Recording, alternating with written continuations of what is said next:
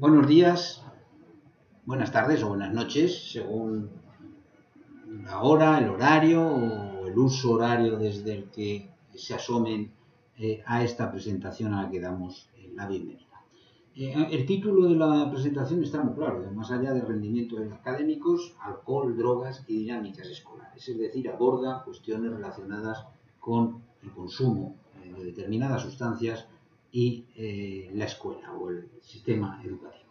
Pero en realidad la comunicación lo que hace es presentar una fuente que consideramos de información muy interesante para la sociología de la educación en España, inutilizada, como es la encuesta Estudies. La base de esta propuesta, el punto de partida, fue la explotación que nuestro grupo de investigación hizo de la submuestra de Extremadura correspondiente a las encuestas Edades y Estudies, realizadas por el Observatorio Español de las Drogas del Ministerio de Sanidad, Servicios Sociales e Igualdad, a través del Plan Nacional de Drogas. Su objetivo es conocer el consumo, las percepciones, las opiniones de la población española ante las drogas e incorpora un conjunto de variables socioeconómicas, actitudinales y de medio y de vida cotidiana que son muy interesantes.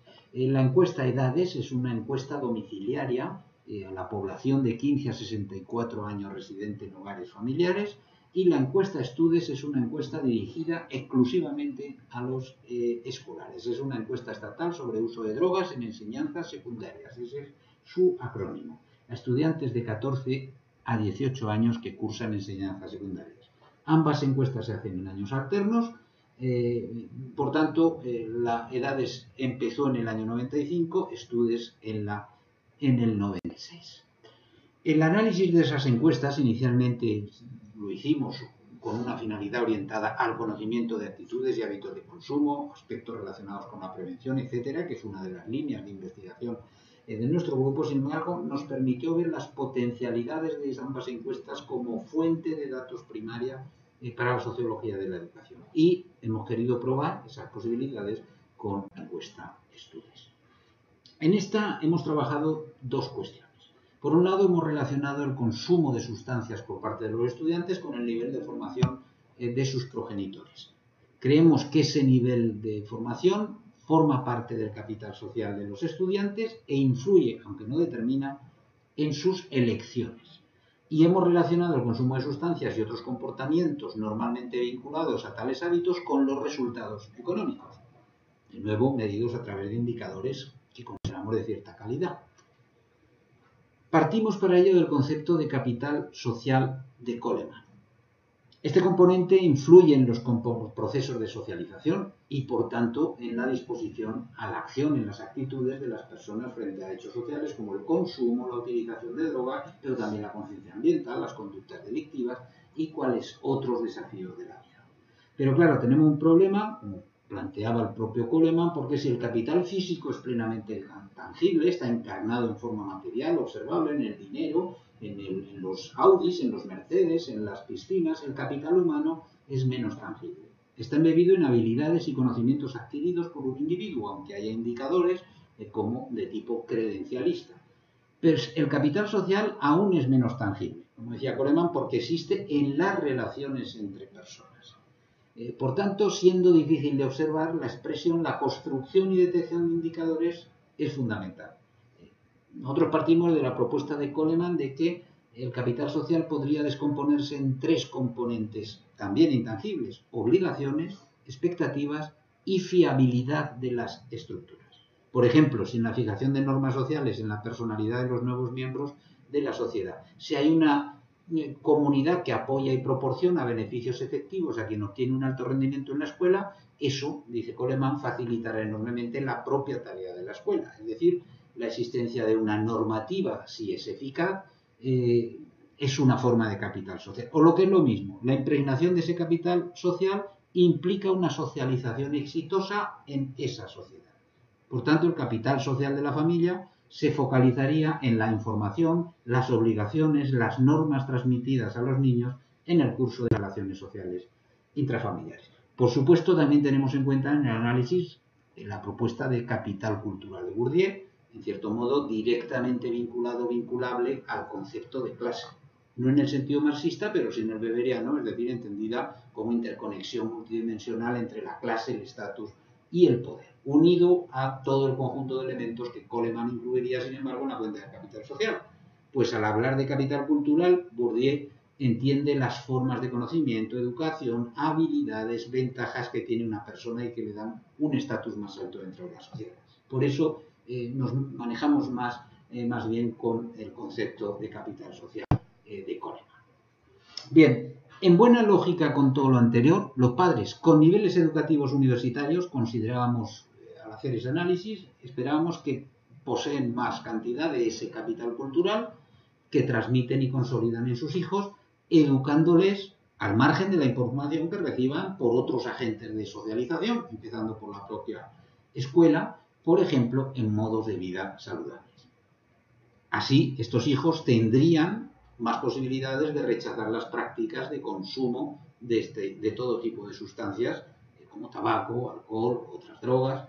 Ese capital social, sea cultural de la familia, entendemos que disminuye a medida que desciende el nivel educativo de los padres.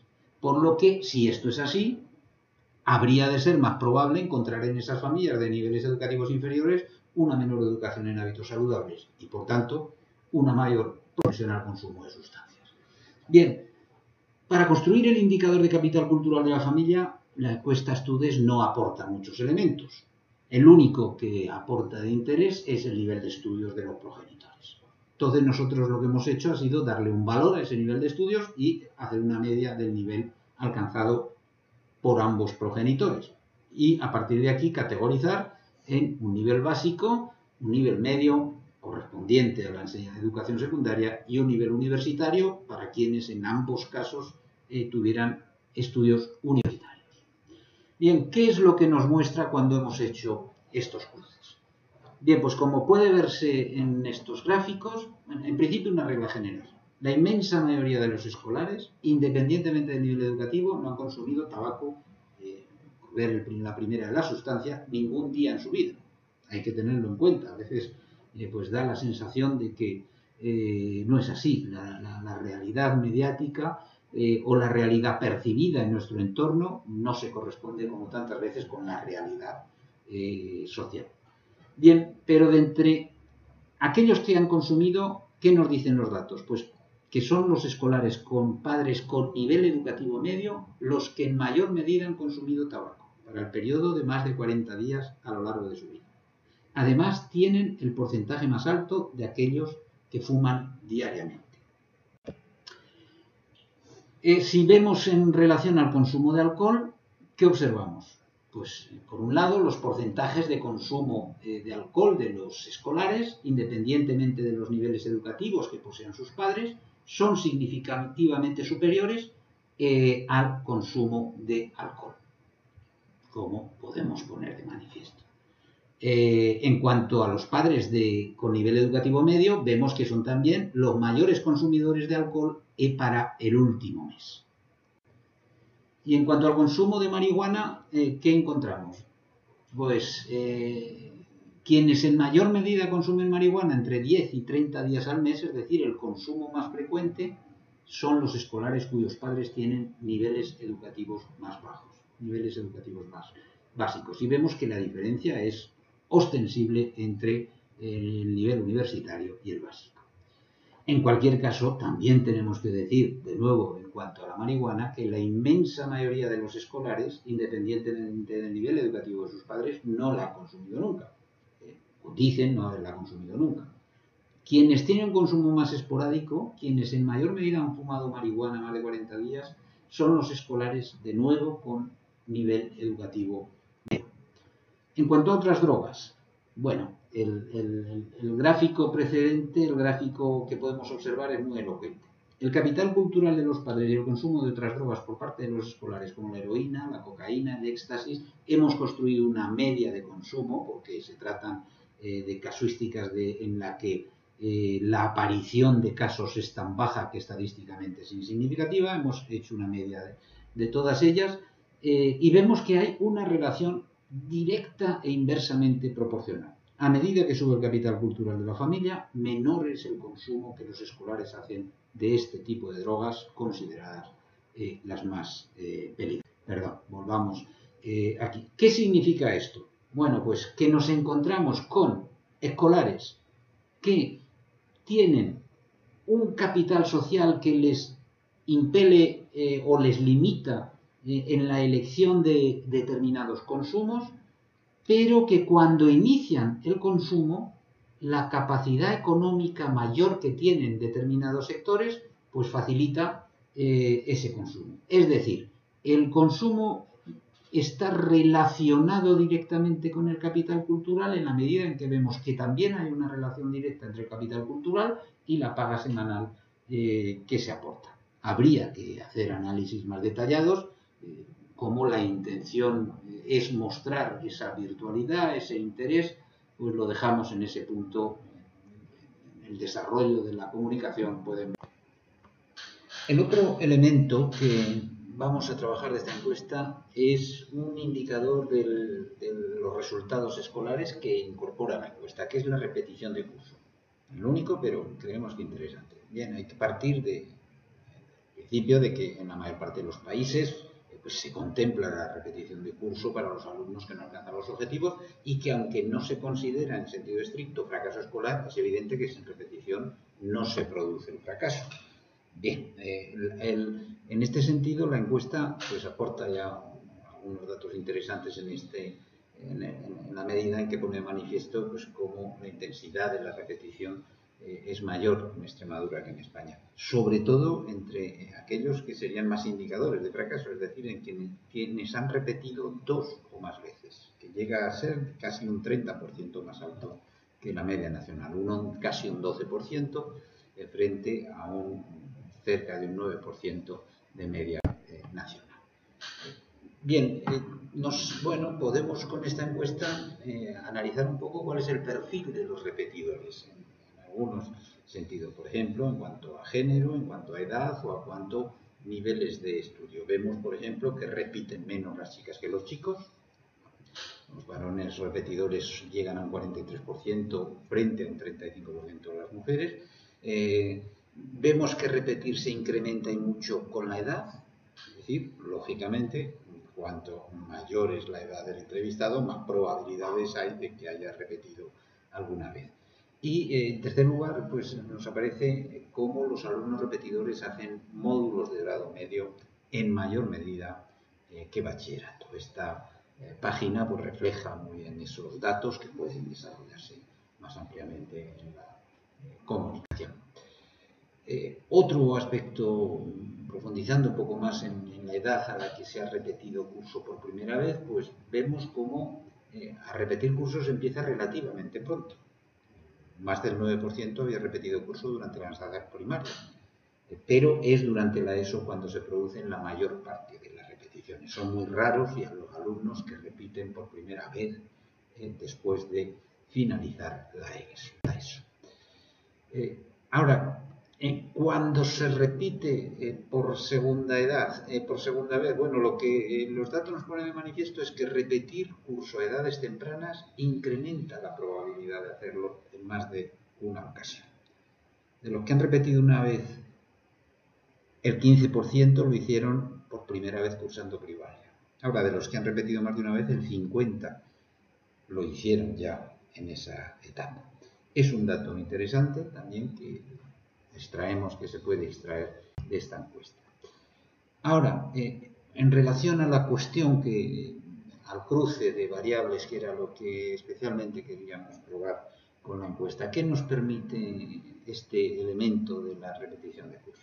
Bueno, pues hemos cruzado la repetición de curso con el capital cultural medio de los padres y se ponen de manifiesto datos claves. En primer lugar, el capital cultural medio de los padres condiciona la tasa de repetición de curso y el número de repeticiones. Además, este es un elemento que es ostensible. Cuando el nivel de estudios de los padres es bajo, más del 56% de los alumnos son repetidores. Si el nivel de estudios es medio, la tasa baja al 33%. Si los padres son universitarios, solo el 12% de los hijos de los universitarios han repetido el curso. Y esta cuestión de la repetición de curso la podemos ver como tiene una correlación importante también, que en realidad es una correlación que tiene relación, como hemos visto, a su vez con el capital cultural y colonialidad, lógicamente, tiene relación con los hábitos de consumo, con el consumo de sustancias. En primer lugar, con el consumo de tabaco. El consumo va asociado con la repetición de curso y da igual en cualquiera de los periodos de tiempo que consideremos. En el gráfico puede observarse detenidamente pues, distintos niveles. La proporción de repetidores es muy baja, sin embargo, entre los que no han consumido nunca tabaco, como podemos ver aquí. Y va creciendo rápidamente a medida que el consumo es más frecuente. Con el alcohol encontramos la misma situación. El consumo de bebidas alcohólicas se asocia con repetir curso de forma similar al consumo de tabaco. Los que nunca han consumido alcohol tienen las tasas más bajas de repetidores. Entre el 17% de los que no han consumido en la vida y el 25% de los que no lo han hecho en el último mes. Entre los consumidores frecuentes, más de 10 días en el último mes, la tasa es del 66%. Lógicamente, esta situación hay que entenderla también que está influida por la edad, de forma que son los más jóvenes, tanto los que menos consumen alcohol como los que, lógicamente, en menor medida han repetido. Haciendo el cruce con el consumo de hachís, pues vemos que exactamente ocurre lo mismo. El consumo de hachís o marihuana también se asocia con repetir cursos. Los datos pueden verse aquí detenidamente, atendiendo también a todas las variables que veíamos. Bien, ¿qué conclusiones podemos presentar de este trabajo? Bueno, como decíamos al principio, el objetivo no era tanto analizar los aspectos que hemos desarrollado, que hemos considerado, pero que vemos que hay algunas aportaciones importantes, como poner de manifiesto el propio interés de la fuente de estudios para la sociología de la educación. Así, atendiendo a varias variables de interés, pues se ha puesto de manifiesto cómo la explotación aporta perspectivas interesantes, bueno, al menos yo creo que pueden encontrarse más, pero en direcciones como las que hemos visto aquí. Relación entre hábitos de consumo de sustancias, vida académica, resultados escolares y sobre todo relación entre la educación que hemos utilizado aquí, la educación de los progenitores, que hemos utilizado aquí como indicador del capital cultural, y los hábitos de consumo de sustancias como el tabaco, alcohol y otras drogas, y también con el propio éxito, algo que, bueno, otros muchos estudios y encuestas han permitido poner de manifiesto, pero bueno, esta es otra más. En este sentido, pues podemos concluir que la fuente pues, se evidencia como una fuente consistente, tanto por la metodología aplicada en su diseño y realización, como por la consistencia de sus datos, dado el tamaño de la muestra, es una muestra a nivel nacional importante, como por la periodicidad de la misma, abarcando además, de hecho, un periodo de tiempo lo suficientemente amplio como para permitir medir determinados cambios sociales que se han producido pues, a lo largo de las últimas 2 décadas. Y nada más, muchas gracias por su atención y en cualquier caso no duden en ponerse en contacto con nosotros para cualquier asunto relacionado con esta comunicación.